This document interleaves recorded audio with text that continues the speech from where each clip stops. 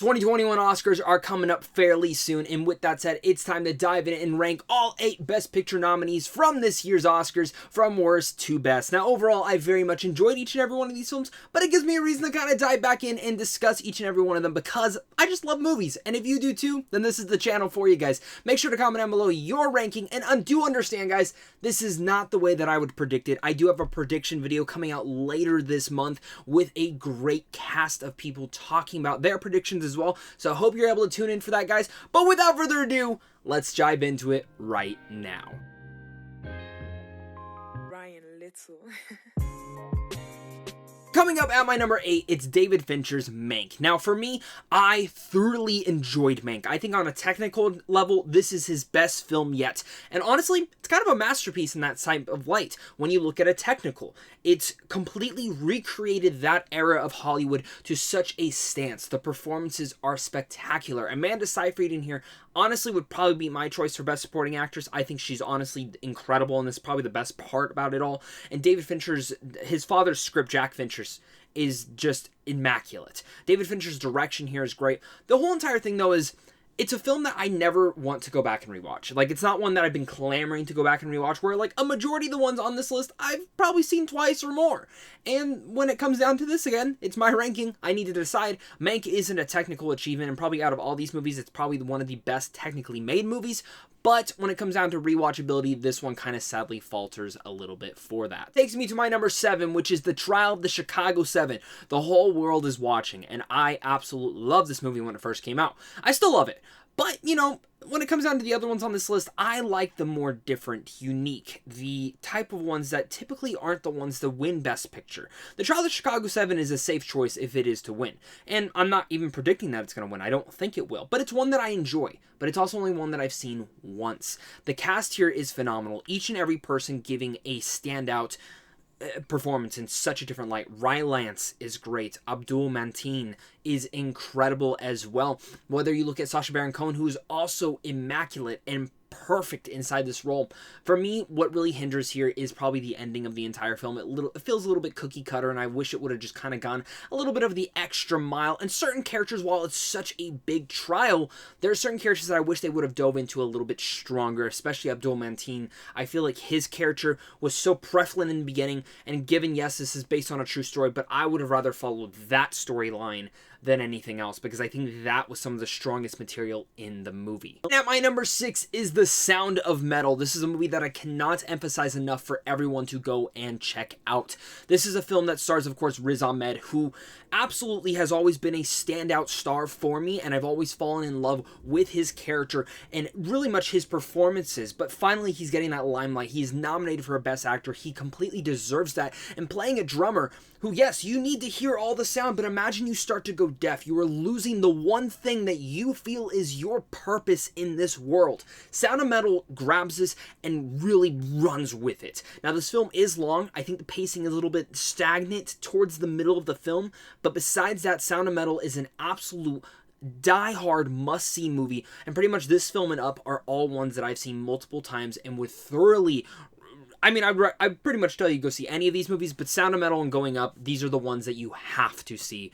And I think if it was any other year, I think Riz Ahmed might be our winner for Best Actor. And I know that's a lot talking about when we get to another film coming up soon. But speaking about that other film that I was talking about that a particular actor is nominated for as well, my number 5 is The Father. This stars the likes of Anthony Hopkins and Olivia Colman, and it's about a guy who's completely just losing everything. This is a movie that I feel like you shouldn't know much going into it at all, because that's how I experienced it. And I felt confused for about 45 minutes of the entire movie until it finally clicked of what's going on in this film. Anthony Hopkins absolutely turns in one of his best performances yet, and maybe even his best performance ever. It's his big OP piece, and for me, again, while I think Chadwick Boseman did give the best performance of 2021, well, of the 2021 Oscars, I go as far to say I think Anthony Hopkins and Riz Ahmed and Steven Yeun are right behind him. I think each of them really give a dynamic performance that's a little bit different than the other, And for me, Hopkins completely just enwraps this character and brings it to life. And really, this movie is sharpened with its great editing, its production design, its direction, its writing. I mean, this movie is firing on all cylinders, and seriously, probably one of the best films of last year. This is a truly near perfect movie that I almost have zero issues with. It might become a little bit repetitive in the middle, but it's all building up to a climactic and emotional ending that all of you must see. Before we get to my top 4, guys, make sure to again hit that like and subscribe button. I am the Wolf of Geek Street. If you love movies, this is the channel for you guys. So make sure to slap that like and subscribe button as well as the notification bell. And please make sure to comment down below and let me know your ranking. I am so interested to hear your thoughts on all of these films. At my number 4, I think this is a strong contender for what might win Best Picture, especially because of everything kind of circling around this, and that is Nomadland. This is a film directed by Chloe Zhao and also written by her, and someone who I've been really much looking forward to. She directed a film called The Rider, which is also phenomenal, and she's directing an upcoming Marvel film, The Eternals, which is coming out this November, which I'm honestly psyched for. I think out of every Marvel film, that's probably the one I'm most excited for at this point, especially just the more and more I hear about it, and I think we'll get that trailer soon if she wins Best Director, which she probably will. But Nomadland is a movie that on a sheet of paper, I probably wouldn't love it. But it's a film that kind of, once I watched it, I said, this just tells a story of a lady who gives an inside look to a part of America that none of us really look into. And it kind of opens the doors that everyone has a story to tell. Everyone has something behind them. And it's hard to judge anyone by a book or just walking past them and judging them by how they look or how they live. And that's something for me that I think Nomadland tackles on such a philosophical level. And it's a movie that is completely enwrapped and stuck with me since I'd seen it last November. Plus, even adding in a little bit more, I think Chloe Zhao's directing is so powerful in here. Again, there's never a slow moment in here. And I know the movie is, again, for the general going audience, it is slow. And there's not much that happens. You're pretty much just living in the shoes of one lady. But there's so much to that, and you really feel like you were there with her. And the cinematography, the editing, all of that adds to this overall perfect movie that I completely loved from top to bottom. Just saying a lot because this is only my number 4 and we still have 3 more films to go through. Speaking about my number 3, that is Promising Young Woman, coming off the hot heels of Emerald Fenel's. Of course, this is her directorial debut and stars the likes of Carey Mulligan and Bo Burnham. Now, this is a movie that I saw back at Sundance. I went to the premiere of it and I didn't really know anything going into it. And that's the best way to experience this movie if you still have not seen it. I don't even really want to get into the synopsis of this, but this in a sense is a romantic comedy, a revenge thriller, kind of a horror satire to the entire world, and especially when it comes about to how pieces of shit men are. Promising Young Woman tackles all of that and mixes and runs around with its tone, but Emerald Fennella makes it work. This is a movie that on paper should not. On a script, you should look at it and be kind of worried for the different drastic tonal shifts that the movie takes, but it works for every single moment, and that is because of Emerald Fenella's directing and writing, which thank God she was nominated for both because she absolutely deserves it. It was really shocking to me to see how great that was, and by the ending, which I know the ending is a little bit controversial for some people, for me, it was absolutely satisfying, and I was completely shocked to see how that ending felt, because the last 10 minutes, it's absolutely all shocking, and then that ending feels so satisfying.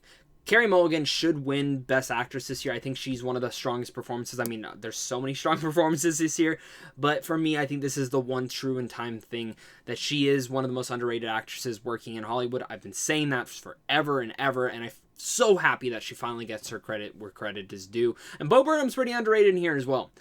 Promising Young Woman just fires on all cylinders, and again, I'm being vague because there's so many things that happen in this movie, but it's one that I've revisited countless times over the last year, and I'm so excited to revisit it even more and show more people the film. And at my number 2, it's Judas and the Black Messiah. This film debuted back in February because of the Oscars extending how long you have for a film to come out, and holy crap did it impact me in so many different ways. The performances aren't just incredible because Daniel Kaluuya is winning Best Supporting Actor this year, but also the likes of Lakeith Stanfield, who is phenomenal here. Dominique Fishback is also incredible. But this movie is just a story where it gives humanity to someone who honestly completely screwed over an entire group of people that he should have been on the good part of. And that's something that Lakeith Stanfield does such a good job with, is giving that humanity to someone. But then seeing Frank Hampton and living through his life and seeing what he did for his world, for his culture, for his society, for just his little location he is in. He changes so much in the writing, the directing, the cinematography, the editing. This is just something that Judas and the Black Messiah is just totally enwraps you in. I love this movie. I love it. I can't reference this enough. I can't say and preach how great this film is. But seriously, Daniel Kaluuya is a powerhouse madness performance in here. And I mean, seriously, you were just sucked in and you felt like you were with him all the entire time. Of course, coming at my number one, we're finally here. It is Minari. This is, for me, what I wish would win Best Picture. I don't think it will. I think it's kind of a dark horse in this race, but it's one of the best films I saw last year. It's probably my second favorite film I saw, or third favorite film I saw at Sundance last year, and it's one that's completely grown on me, like more and more, which is kind of a funny pun because this is pretty much the American dream of a Korean family moving to make a farm and develop a farm, and that's something for me that's really interesting, seeing the great and fantastic performances inside of here, especially Steven Yeun, but really the entire cast here all deserves a round of applause for how amazing they are. Also the direction in here, it's the writing, it's the score that has been serenading me and really much flowing through my veins and my mind throughout the last 12 months. This is a movie that completely just grows and grows. It's heartwarming, it's charming, it's emotional. You feel like you were in the shoes of these characters and truly feeling like a Korean family in America trying to just follow your American dream. This is an incredible movie. Like, top to bottom, I just cannot give enough credit to where credit is due for Minari.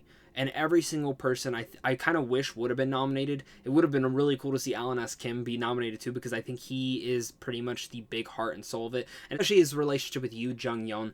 There's so much there that is so important. And I think Minari just makes to be one of the most important films of last year and one of the best movies of last year, making it one of my favorites. And that ends this ranking, guys. So thank you so much for clicking on this. You guys are seriously all the best. Comment down below your thoughts. Who would you pick? What is your ranking? Look out for that prediction video coming later this month, and as well as a reaction to the entire Oscar winners. I did a great video last year, and I get super into the season, and even though I hate watching 3 hours of the Oscars, it's still fun to be there diving in with you guys. So thank you guys again, and of course, until next time, stay classy. Ryan Little.